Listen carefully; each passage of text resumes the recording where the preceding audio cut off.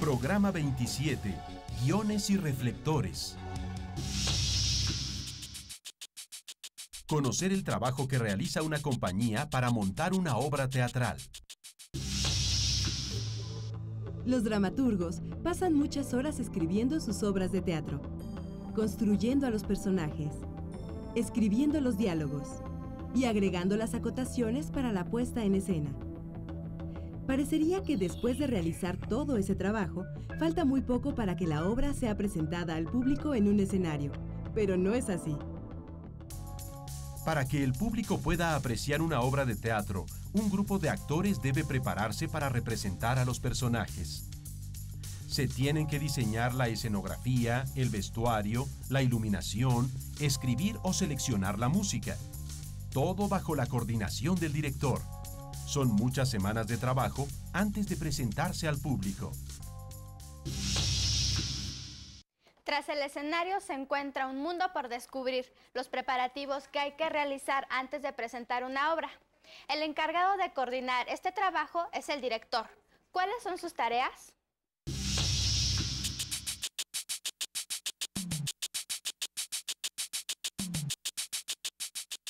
El director teatral, digamos, es el que hace realidad lo que en el texto dramático, pensando que partimos de un texto dramático, es solamente imaginación literaria, ¿no? El director teatral es el responsable, finalmente, del discurso y de la articulación del discurso que va a percibir el público, y es en esa medida el primer representante del público, el primero que va a ver lo que después el resto del público va a ver. De alguna manera el director de escena determina qué de la obra o de un universo temático determinado va a ver, en qué orden y con qué estructura el espectador.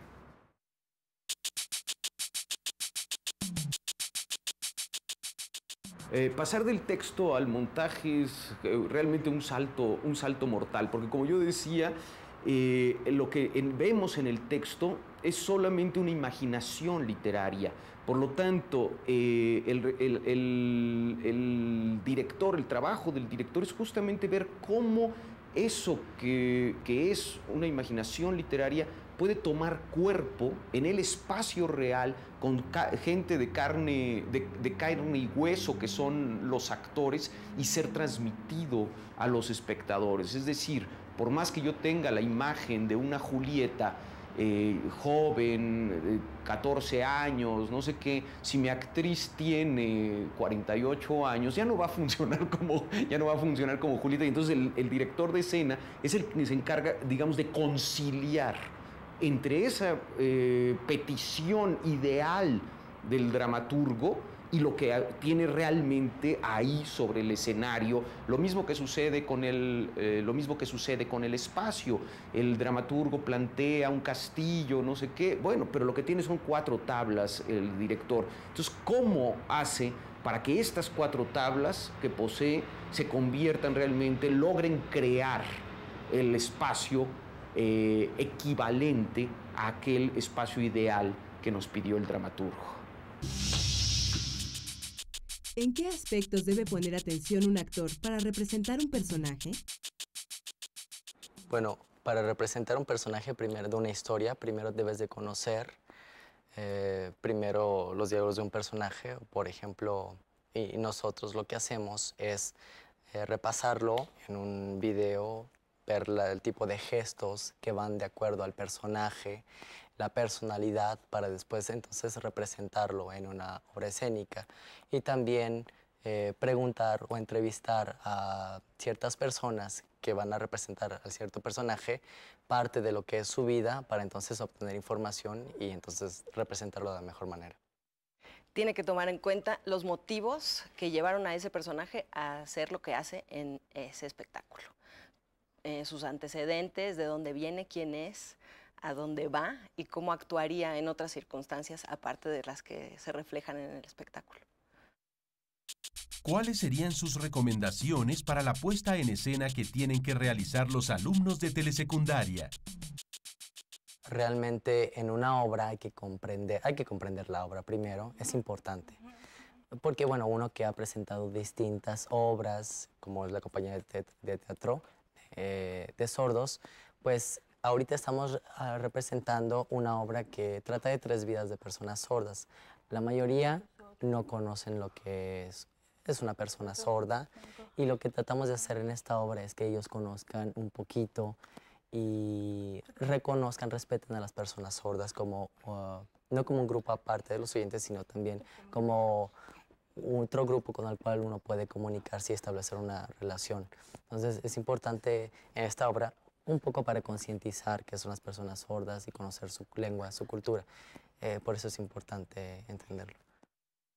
Yo lo único que le diría a los chavos es observen lo que tienen, no piensen en términos de teatro. Cuando yo leo una obra teatral, jamás pienso cómo la voy a hacer en el escenario.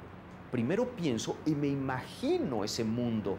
De hecho, cuando leo una obra que dice en el escenario hay 2 mesitas, no sé qué, ya no me gusta la obra, porque yo quiero saber qué clase de mundo es ese. No es teatrito, es el mundo.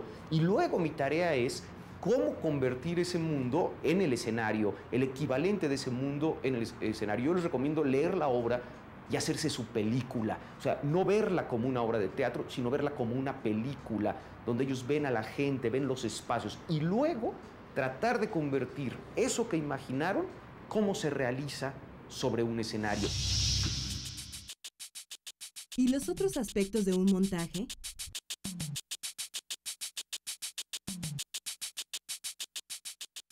¿Cómo te coordinas? ¿Cómo enfrentas el texto? Te coordinas primero con el texto. ¿Qué es lo que vas a hacer? ¿Cómo lo vas a manejar? ¿Y a dónde vas a llegar? Después hablas con el director, que es el que tiene el concepto general del montaje. Te pones de acuerdo con él sobre qué estilo, qué forma, todo. Después con el productor te pones de acuerdo en qué lugar lo van a hacer. ¿A qué sitios van a llevar? Si va a ser un teatro fijo, si van a andar rolando por acá o por allá, si es itinerante. Además que casi siempre vas de gira. Entonces ya con esto comienzas el proceso creativo a partir del texto. A partir del texto y de un concepto que manejas con el director. Y con el productor de alguna manera, porque bueno, pues es el que, sea oficial, sea institucional o sea particular, pues siempre hay un presupuesto. O sea, excepto algunos connotados ejemplos en este país que no tienen presupuesto, generalmente manejas un presupuesto sobre el que tienes que trabajar.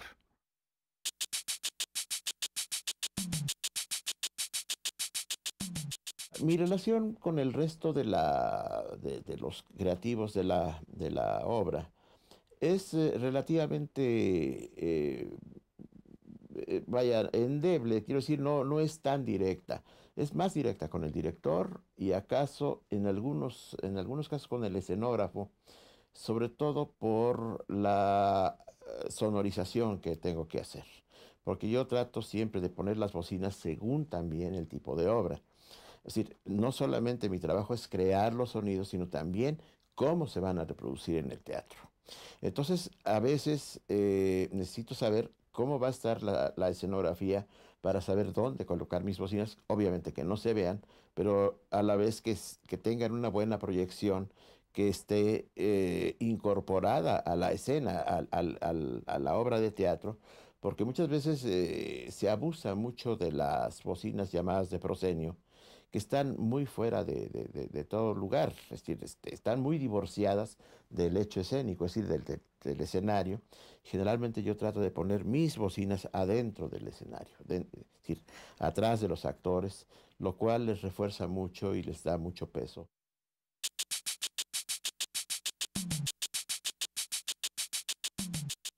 ¿Tienes tú tus necesidades como escenógrafo y quieres destacar ciertos valores dentro de la estructura escenográfica, dentro de esa unidad, de ese dispositivo escenográfico?